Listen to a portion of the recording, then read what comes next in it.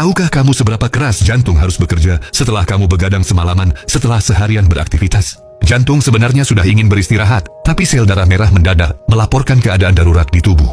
Dengan kesal, jantung tak punya pilihan selain mengecek langsung. Tujuan pertama, bagian paru-paru. Tempat itu dipenuhi asap tebal dan beracun. Meski paru-paru bekerja ekstra keras, mereka tetap tak mampu membersihkan asap dengan cepat. Para pekerja paru-paru sudah mendeteksi kadar nikotin yang sangat tinggi. Jantung tahu pemilik tubuh ini perokok berat, tapi untuk sementara paru-paru harus bekerja lebih keras lagi. Selanjutnya jantung menuju pusat komando tubuh. 3 zona berisiko tinggi muncul. Jantung buru-buru menghubungi otak, tapi otak sedang asyik main video game dan sama sekali mengabaikan panggilan darurat itu.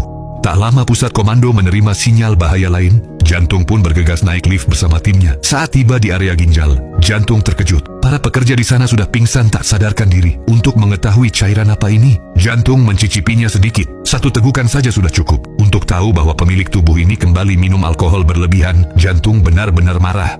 Ia segera kembali ke markas dan memerintahkan sel darah merah untuk memanggil otak lagi. Akhirnya, dengan kesal, otak menurunkan kontrol gamenya dan menjawab panggilan. Jantung berteriak pada otak, "Bangun, merokok, minum alkohol, begadang, main game semalaman. Kamu mau membunuh pemilik tubuh ini?" Otak panik, segera mematikan konsol game, memasang kartu tindakan darurat, dan mulai operasi penyelamatan. Saat sinyal dikirim, kelopak mata si pemilik tubuh sedikit berkedut dan perlahan terbuka. Saat itulah jantung melihat sisa-sisa kekacauan semalam. Meja penuh asbak rokok, botol-botol kosong menumpuk di samping puntung rokok. Namun yang paling mengkhawatirkan, jantung melihat burger yang hanya dimakan setengah. Burger itu langsung jadi tanda bahaya besar. Jantung segera menghubungi bagian usus, tapi tak ada jawaban. Tak punya pilihan lain, jantung turun langsung ke sana. Setelah perjalanan panjang, mereka tiba dan mendapati keadaan benar-benar kacau. Utusan pingsan karena bau menyengat. Burger itu telah berubah menjadi monster kotoran raksasa yang menyumbat segalanya. Para pekerja usus bertarung mati-matian,